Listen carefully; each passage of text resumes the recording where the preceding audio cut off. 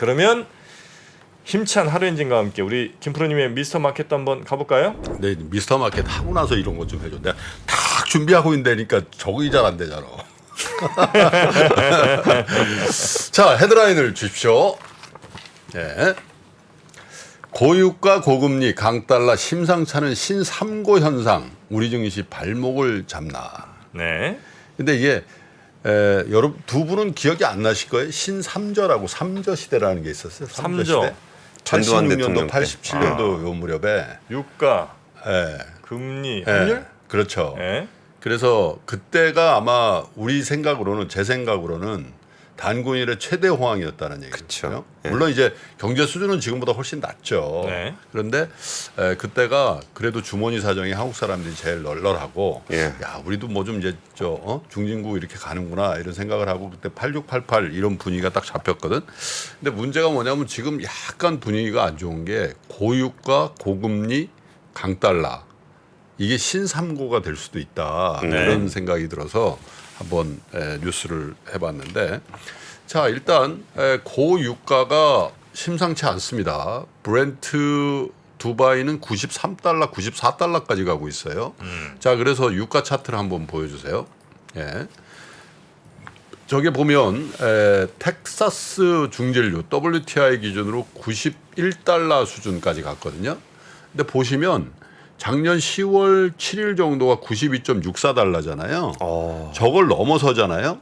그럼 100달러까지 거의 저항이 없어요. 네. 네, 왜냐하면 저를 쭉 내려왔기 때문에 그래서 어쩌면 이번 주가 굉장히 중요한 주가 될 수 있다. 유가 측면에서는. 그래서 만약에 저게 90인데 근데 선도하고 있는 두바이나 브렌트는 이미 93, 4달러 갔기 때문에 WTI 역시도 상방이 좀 열려 있다. 그래서 92달러 선 넘어가게 되면은 100달러도 열어놔야 된다라는 얘기가 국제금융시장에서 슬슬 나오고 있다라는 측면에서 예. 좀 걱정스럽습니다. 근데 저런 뉴스가 나오다 보니까 미국의 경제학자들 상대로 해서 설문을 해봤더니 상당히 많은 경제학자들이 연준의 추가적인 금리 인상이 있을 것이다. 한 차례 내지 두 차례까지 얘기하는 사람들도 있고 네. 내년 3분기까지 완화적인 스탠스로 전환이 돼서 금리를 인하하는 거에 대해서 기대하지 않는 게 좋겠다라는 그런 설문조사도 나왔어요. 그래서 저런 부분 좀 걱정이 되고 저런 유가와 더불어서 경제나 금융시장에 가장 영향을 많이 미치는 거 하나를 꼽자면 금리인데 미국채 10년짜리 금리 차트를 한번 보여주십시오. 기준금리도 중요하지만 실세금리가 중요하다는 말씀 드렸잖아요. 4.36입니다. 4.33. 그러니까 저것도 다시 전고점을 뚫고 올라가고 있는데 저게 이제 보십시오. 4월쯤인가요? 저게 최저점 3.29였거든요. 그러니까 저걸 기준으로 이렇게 보시면 굉장히 빨리 올라가는 걸 볼 수 있다고요. 그래서 근데 저게 고금리가 만들어내는 게 뭐냐면 강달러예요. 달러 인덱스도 한번 줘보십시오. 달러 인덱스라는 게 여러분 설명드렸잖아요. 파운드나 유로화를 기준으로 해서 6개 선진국 통화 대비하는 건데 저것도 역시 저점 대비해서 굉장히 빨리 올라가고 있죠.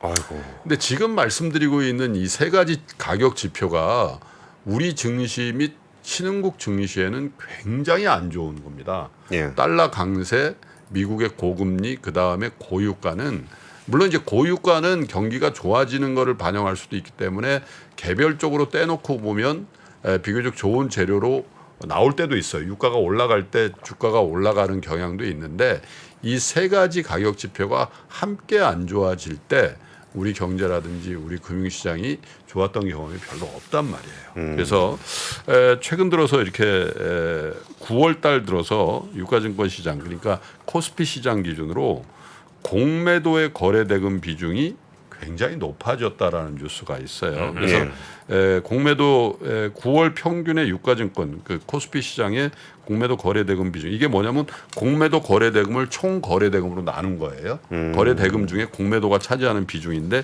이게 5.73으로 올해 들어서 가장 높은 수준을 나타냈다.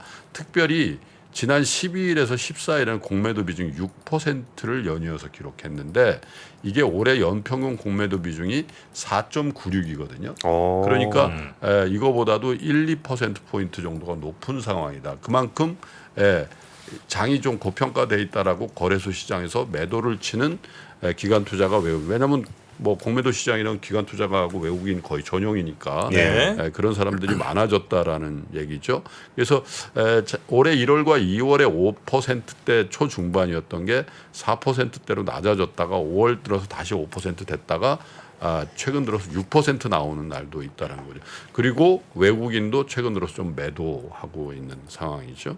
그래서 전반적으로 올해 말까지의 장세에 전망을 하면서 굉장히 희망적인 전망을 하는 분도 덜어 있습니다만은 지금 말씀드리고 있는 세 가지 가격 지표, 고유가, 강달러, 미국의 고금리 이 상황이 근본적으로 변화하지 않으면 연준의 스탠스도 굉장히 우호적으로 바뀌기가 좀 어려울 거다. 그래서 물론 이제 뭐 9월달에 FOMC는 당연히 거의 100% 동결. 그런데 그 동결이 예를 들면 중단이 아니고 한번 쉬어 건너뛰는 그런 거일 수도 있다. 그래서 11월에 금리를 인상할 가능성에 대해서는 유가의 향배를 보면서 우리가 열어둬야 되는 거 아닌가 그런 생각을 좀 해보게 됩니다. 그래서 연말까지 우리 금융시장의 주가도 걱정입니다만은 경제 나라 살림살이에 대해서도 이제 말씀드리겠습니다만은 에너지 수입 비용이 높아지고 그러면 기업의 채권성이 안 좋아지고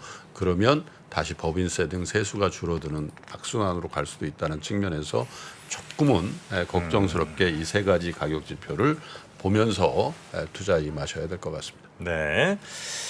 자, 요렇게 이제 오늘 마무리하고요. 그리고 저 주말에 저희 그 라이프인 넘버스 업로드가 이제 처음 됐잖아요. 그 뭐 유승민 위원, 탁구 유승민 위원이라든지 또 그 세계적인 피아니스트 임현정 씨인가요? 네, 그분의 아주 재밌는 베토벤에 대한 이야기 이런 것들도 좀 있으니까 혹시 물론 이제 뭐 투자에 관심 많으신 분들이니까 또 경제라든지 투자 쪽 더 많이 보시긴 하겠습니다만 한 번씩 그렇게 좀 흥미로운 예술 이야기도 좀 보시면 어떨까 싶습니다. 네, 저희 3프로 라이프 인 넘버스죠. 네, 라이프 인 넘버스 3프로 TV 저 안에 보면 조그맣게 카테고리 또 만들어놨으니까요. 그것도 한번 시간 되실 때 보시면 좋겠습니다. 저도 홍보 하나만. 홍보 하나 합니다. 예, 저 6시에 3프로 뉴스룸 지난주에 시작했거든요. 좋습니다. 반응이 좋아요. 예, 퇴근길에도 좀 뉴스와 함께 해주셨으면 좋을 것 같습니다. 네. 뉴스는 뭐 역시 권 팀장님이 최고입니다, 우리는. 원탑이죠. 네. 자, 그러면 우리 권순리 팀장님과 뉴스 3 여기서 마무리하고요. 저희는 박병창 이사님 모시러 가겠습니다. 권 팀장님 고생 많으셨습니다. 예, 감사합니다. 외환위기 오는 거 아니에요? 금융위기 오는 거 아니에요? 이런 질문들을 좀 굉장히 많이 받았었습니다. 탐욕이 되게 강했을 때 위험자산으로서의 극단적인 쏠림이 나타나고 공포감이 극에 달했을 때 안전자산으로서의 극단적인 쏠림이 나타나거든요. 과거의 일이 미래에 똑같이 일어난다 이건 아니지만 그때 당시에 위기 상황에서는 어떤 공통점들이 있었는지를 보면서 우리가 대비를 하는 방법도 고민해 볼 수 있고요. 과거를 제대로 이해하는 순간 위기의 실체가 드러납니다. 오건영의 현실 경제 이야기를 서점에서 만나보세요.